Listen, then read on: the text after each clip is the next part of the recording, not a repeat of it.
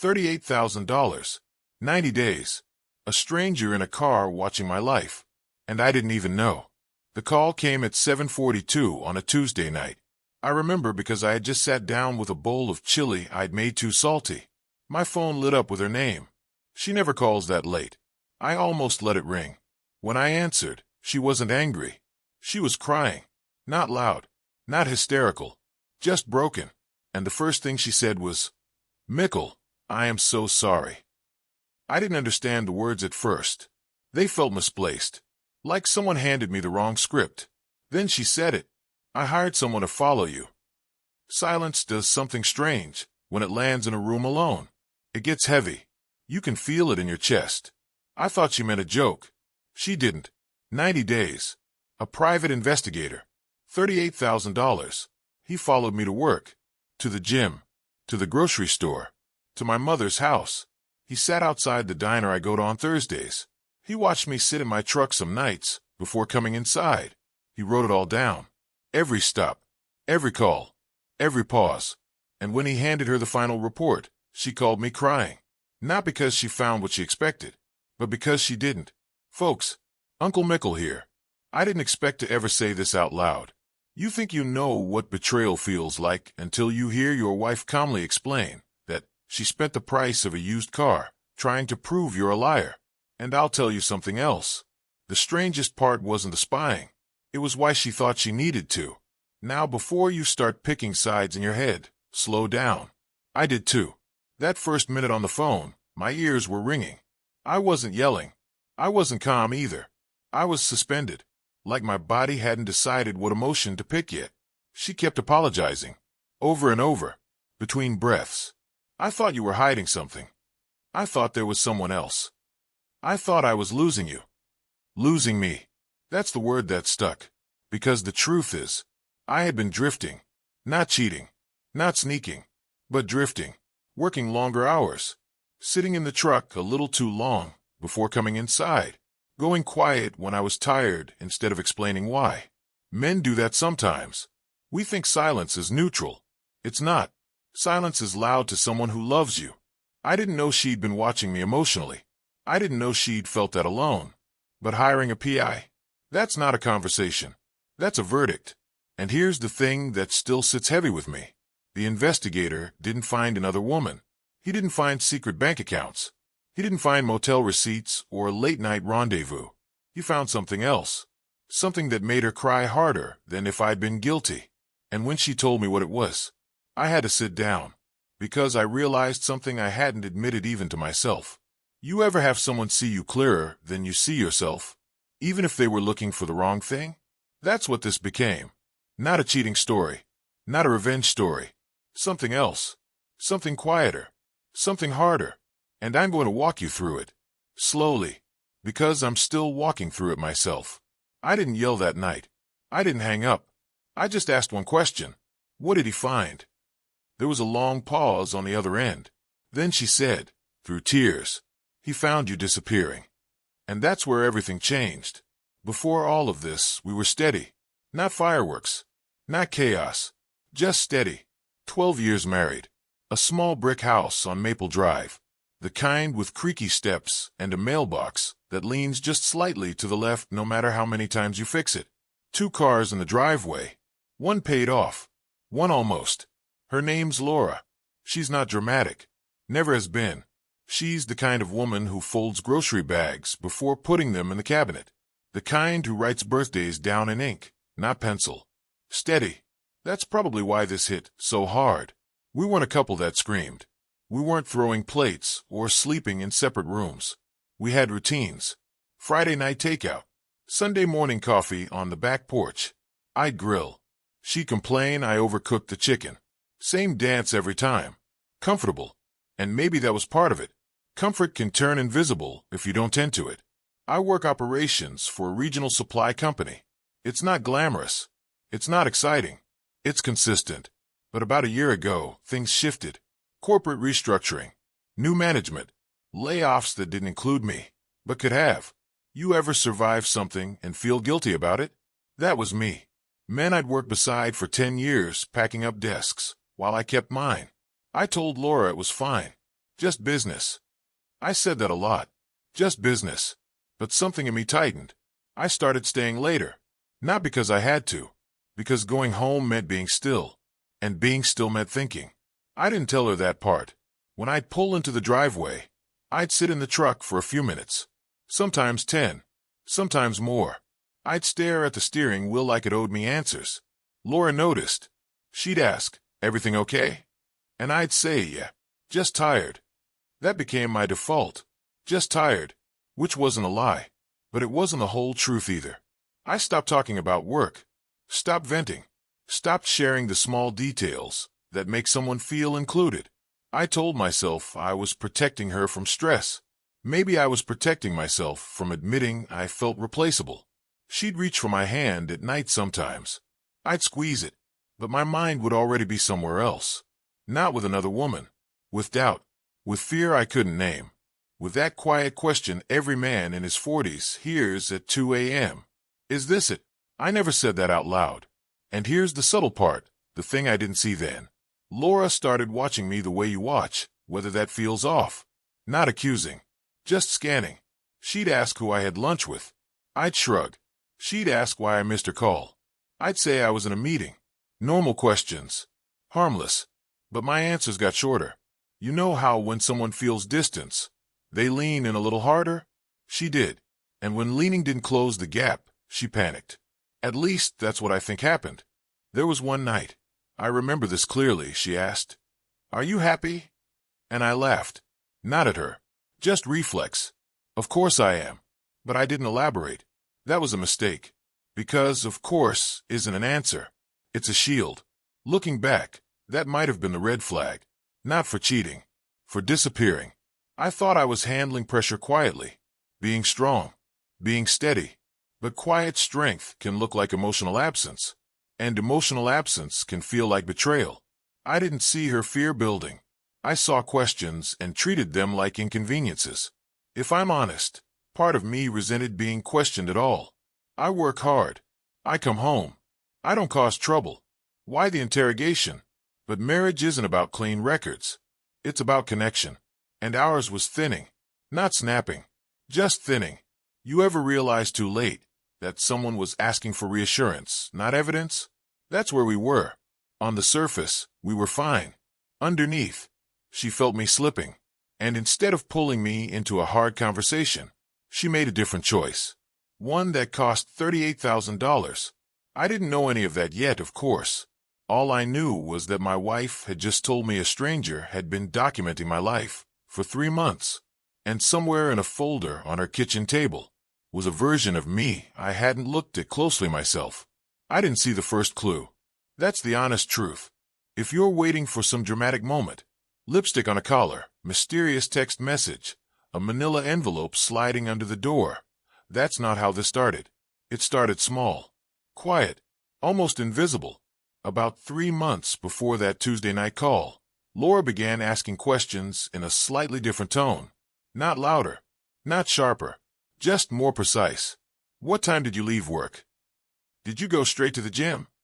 Who was it you were talking to in the parking lot Sunday?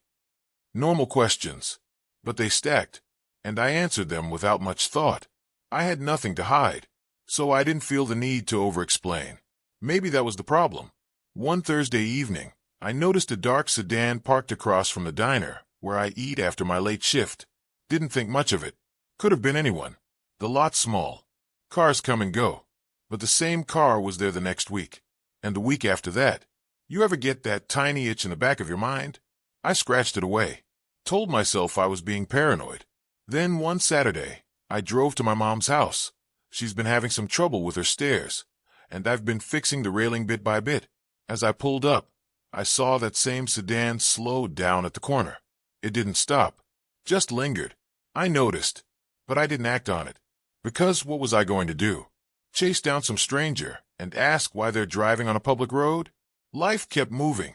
At home, Laura was quieter, not cold, just studying me.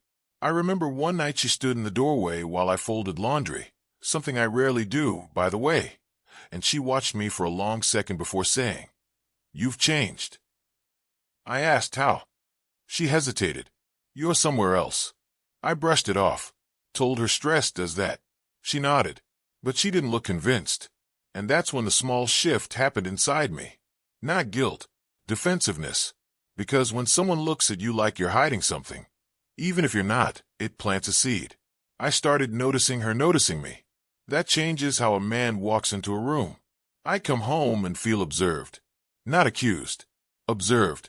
I didn't know there was a literal observer parked 2 blocks away some nights. I just felt the tension. One evening, I got home later than usual. Traffic was backed up, and I stopped to grab a sandwich. When I walked in, Laura was sitting at the kitchen table. No TV.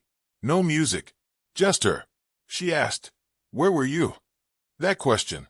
It wasn't hostile, but it was direct. I told her exactly where I'd been. Even showed her the receipt without her asking. I don't know why I did that. Instinct, maybe. She glanced at it. Didn't say much. Just okay. And that okay had weight. A few days later, I found something strange. I was cleaning out my truck, old coffee cups, fast food bags, and I noticed a small GPS tracker magnetized under the back bumper. Tiny thing. Black. Blinking. For a second I just stared at it. Thought maybe it was company equipment. But it wasn't standard issue. My stomach dropped. I pulled it off and held it in my palm. Cold plastic. Heartbeat in my ears. I didn't jump to conclusions. I'm not wired that way. But my mind ran through options fast. Work. No. Random crime. Unlikely. Someone following me? That dark sedan flashed in my head. I went inside. Held the device up. Laura, what is this? Her face changed. Not confusion. Recognition. And that's when the truth began cracking open. She didn't deny it. She didn't pretend. She just sat down slowly and said, "I was going to tell you." Those are dangerous words, because they usually mean someone hoped they wouldn't have to. I asked her straight, "Are you tracking me?" Her eyes filled up, and she nodded. That was the moment. Not the phone call. Not the crying apology. That nod. That's when suspicion became reality. That's when trust shifted from invisible to fragile. And standing there in my kitchen, holding that little black device, I realized this wasn't insecurity. This was investigation. I didn't yell, but my voice got very steady. "Why?" She looked at me like she was already ashamed, and she said, "Because I think you're leaving me." Not physically. Not yet, but emotionally. And she was trying to prove it. That was the first crack. I didn't know then how deep it went. I didn't know about the man in the sedan, the reports, the photographs, the detailed logs of my silence. I just knew my wife had crossed a line, and I didn't know what that meant for us. Because once someone decides to gather evidence, they've already built a case in their mind, and I didn't know how to defend myself against something I hadn't done. When she nodded, something in me went quiet. Not explosive quiet. Cold quiet. I set the tracker on the kitchen counter between us. It looked small there. Harmless. Like it couldn't possibly represent something this big. "How long?" I asked. She swallowed. "Almost 3 months." 3 months. 90 days of someone mapping my life. I sat down across from her. Not because I felt weak. Because my legs didn't feel entirely steady. "Is it just this?" I asked, tapping the tracker. She hesitated. That hesitation told me the answer before she spoke. "I hired someone." The words came out barely above a whisper. "A private investigator." She said it like she was confessing to a priest. $38,000. I remember repeating the number. Not because I care about money more than trust, but because numbers make things real. $38,000. She had met him at a coffee shop 2 towns over. Paid half up front, the rest after the report. He followed me to work, to the gym, to the hardware store, to my mother's house. He took pictures, not of anything scandalous, just me, pumping gas, carrying groceries, sitting in my truck staring at nothing. That part hit me harder than the rest. "He said you sit there a lot," she told me, "before you come inside." I didn't answer, because I do. Sometimes I sit there and try to shift gears in my head, from provider to husband, from pressure to presence. I didn't know anyone was documenting it. The investigator compiled weekly updates, detailed logs, time stamps, Locations, duration of stops, who I spoke to, how long I stayed. There was a section labeled Behavioral Observations. That phrase still makes my jaw tighten. He said you don't smile much anymore, she whispered. I almost laughed at that. A stranger grading my facial expressions. But she wasn't mocking it. She was breaking under it. He said there was no other woman, she continued. No suspicious activity. No hidden meetings. Nothing like that. She paused. And that's what scared me. That sentence landed heavier than any accusation. I felt my chest tighten, but not from anger. From recognition. Because she wasn't wrong about one thing. I had been somewhere else. Not with someone else. Somewhere else. She stood up and walked to the bedroom. Came back with a thick folder. Set it in front of me like evidence in a courtroom. I didn't open it right away. Part of me didn't want to see my own life reduced to bullet points. But I did. Inside were photos. Grainy. Zoomed from a distance. Me outside the gym. Me sitting alone at the park one Tuesday after work. I had forgotten about that. I just needed air that day. Me at my mom's house, fixing the railing. And page after page of notes. Subject appears withdrawn. Extended periods of inactivity in vehicle. No evidence of infidelity observed. Pattern suggests emotional detachment rather than external involvement. Emotional detachment, written by a man who didn't know my middle name. And yet, he wasn't entirely wrong. That's the part that unsettled me. If he had found something dramatic, I could have fought it, denied it, explained it away. But he found absence. He found distance. He found a man who looked like he was fading in plain sight. Laura started crying harder as I flipped through the pages. I thought if there was someone else, at least it would make sense, she said. At least I'd know what I was fighting. There it was. She hadn't been hunting betrayal. She'd been hunting an explanation. And when she didn't find one, she realized the problem wasn't outside our marriage. It was inside it. Inside me. That realization broke her more than cheating would have. Because cheating is anger. This was grief. I closed the folder. Looked at her. And for the first time in months, I saw how tired she looked. Not suspicious. Scared. I thought you were slowly leaving me, she said. I thought I was losing you piece by piece. I didn't have a clever response. No dramatic line. Just a heavy truth forming in my chest. I hadn't been unfaithful, but I hadn't been fully present either. And now there was a man somewhere in this town who knew my daily routine better than my own wife felt she did. That's a strange thing to sit with. The lowest point wasn't the spying. It was realizing she'd felt alone long enough to justify it. And realizing I hadn't noticed how deep that loneliness had grown. That night, the house felt unfamiliar. Like we were sitting in the aftermath of something neither of us fully understood. Trust had been cracked. Not shattered, but cracked. And cracks don't disappear just because you apologize. They require something harder. Something neither of us had practiced in a while. Honesty. I didn't sleep much that night. Not because I was furious. Because I was thinking. There's a difference. Anger burns hot and fast. This felt colder. Slower. More surgical. Around 2 a.m., I got up, poured a glass of water, and sat at the kitchen table where that folder had been. Laura was asleep, or pretending to be. I didn't check. I kept replaying one sentence in my head. He found you disappearing. Not cheating. Not lying. Disappearing. And I had to decide something important right there in the quiet. Was I going to focus on what she did? Or why she did it? Because those are two very different paths. One leads to pride. The other leads to repair. I'm not a saint. My first instinct was pride. You don't track your husband like a suspect. You don't spend $38,000 without a conversation. You don't bring a stranger into a marriage. That's what I wanted to stand on. But pride doesn't fix loneliness. So I started planning. Not revenge, not punishment, clarity. First thing I did the next morning was call the bank. Not to separate accounts. Not to freeze anything. To understand how that money moved without me noticing. Turns out, she pulled it from her inheritance account. Money from her father. Separate from our joint savings. That detail mattered. She didn't sabotage our bills. She didn't mortgage the house. She used money that was technically hers. Still hurt, but different. Second thing I did was take the day off work. Didn't tell my boss much. Just said I needed personal time. Then I drove. Not to follow anyone. Not to confront the investigator. Just to think. I parked at the lake about 20 minutes out of town. Sat on the hood of my truck and forced myself to answer something honestly.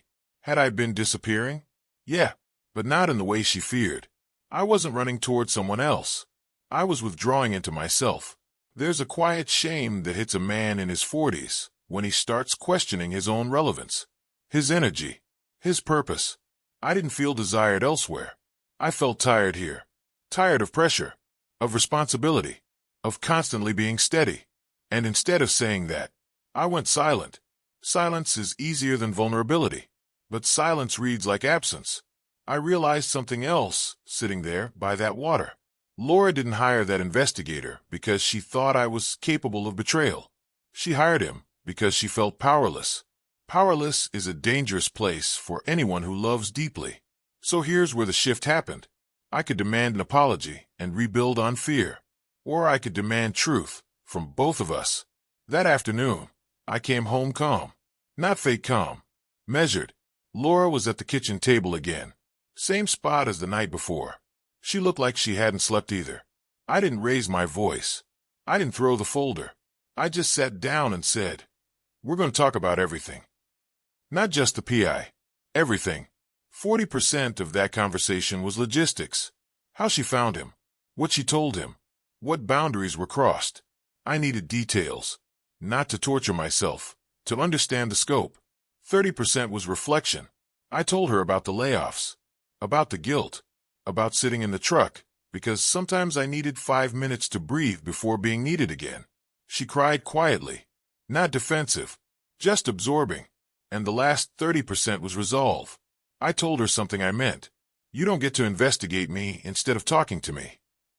But I also told her something harder. I don't get to emotionally check out and expect you not to notice.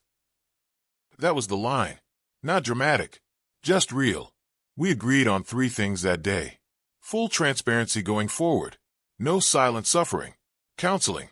Not because we were broken, because we were drifting. And one more thing I didn't expect to say. I asked to read the entire report again. Alone. Not to punish myself, but to see what a stranger saw when he watched my life. Because if I was disappearing, I wanted to know how visible it was. There's a strange strength in choosing control over chaos. I wasn't going to let this become a shouting match or a cold war, but I wasn't going to ignore it either. Trust isn't repaired by pretending. It's repaired by exposure. And as much as I hated that file, it held a mirror. I just wasn't sure yet if I was ready to look at it without flinching. I read the report that night. Alone. Laura went to her sister's for a few hours. Gave me space. Didn't argue about it. Didn't hover. Just left. The house was quiet in that uncomfortable way. Like it knew something had shifted. I sat at the kitchen table. Opened the folder again. Page 1. Name. Vehicle description. Routine summary. It felt clinical. Like I wasn't a person. Just a pattern. I kept reading. Photos. Timestamps. Observations. Subject arrives home at 6:18 p.m. Remains inside vehicle for 11 minutes. Subject exits vehicle slowly. Pauses before entering residence. Pauses. That word hit harder than it should have. Page after page. No affair. No lies. Just routine. Repetition. Isolation. Then I got to a section near the end. Behavioral assessment. I almost skipped it. Didn't. Subject exhibits signs of emotional fatigue. Extended solitary behavior suggests internal stress rather than external involvement. Emotional fatigue. From a man who never spoke to me. I leaned back in the chair. Stared at the ceiling. Was I that transparent? Or that invisible? There's something unsettling about seeing yourself summarized by someone who never asked how you're doing. But the most uncomfortable part wasn't the accuracy. It was the photographs. There was one of me sitting at the park. Elbows on knees. Head down. I don't even remember what I was thinking that day. I just remember needing quiet. Seeing it frozen like that. I looked older than I felt. Smaller somehow. And I had this sudden, sharp thought. If I saw Laura looking like that in a photo, what would I assume? Would I think she was fine? Or would I panic? That's when something shifted. Not toward anger. Toward responsibility. I closed the folder. Then I opened it again, because part of me wanted to stay mad. It would have been easier. Easier to say, "You violated my trust." Easier to pack a bag for a few nights. Let her sit with consequences. And I won't lie, that thought crossed my mind. Briefly, there's a certain power in walking away when someone wrongs you.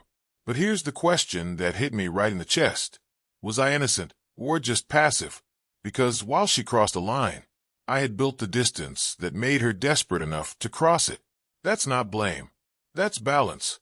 And balance is harder to sit with. My phone buzzed. A text from Laura. "I'm so sorry. I'll do whatever it takes." I stared at that message for a long time. Whatever it takes. Would I? That's the part nobody talks about. It's easy to demand effort. Harder to give it when your pride is bruised. I walked outside. Sat in my truck. Same place the investigator had documented over and over again.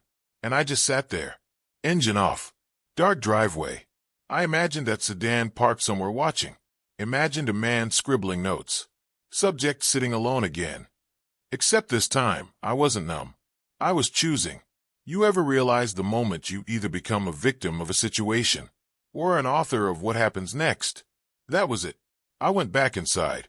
Laura came home about an hour later. Her eyes were swollen. She looked scared, not of me.